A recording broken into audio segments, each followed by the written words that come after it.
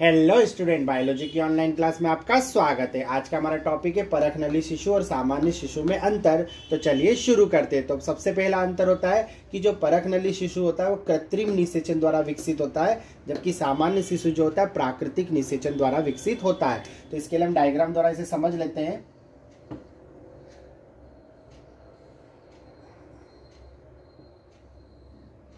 ये हो गया फेलोपियन ट्यूब, ये गर्भाशय का डायग्राम हो गया। इस तरफ भी फेलोपियन ट्यूब बनेगी और ओवा जो होते हैं ओवरी जो होती है वो दोनों तरफ होती है।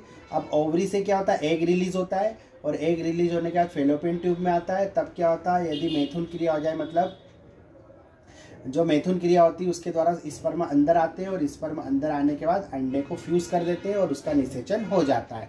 तो ये क्रिया होती है, इसे बोलते हैं प्राकृतिक निषेचन। पर किसी वजह से यदि प्राकृतिक निषेचन नहीं हो पाता है तो स्त्रियों को क्या करते हैं, पिल्स देकर क्या करते हैं, ओव्यूलेशन करवाते हैं और अंडे को निकाल लेते हैं शरीर से बाहर और परख नली के अंदर पोषक न्यूट्रिशन मीडियम मतलब पोषक माध्यम लेकर अंडे को यहाँ रखते हैं और फिर पिता से स्पर्म लेकर उसे अंडे में निषेचित कराते हैं, मतलब कृत्रिम विधि के द्वारा निषेचित करवाते हैं। और यहीं से दूसरा अंतर बन जाता है कि जो परखनली शिशु होता है IVF मतलब इन वाइट्रो फर्टिलाइजेशन तकनीक से विकसित होता है, मतलब जिसमें निषेचन की क्रिया शरीर के बाहर होती है, मादा शरीर के अंदर नहीं होती। जबकि आपने देखा कि जो सामान्य शिशु का निर्माण हो रहा था वो आंतरिक निषेचन मतलब निषेचन की क्रिया जो रही थी शरीर के अंदर हो रही थी।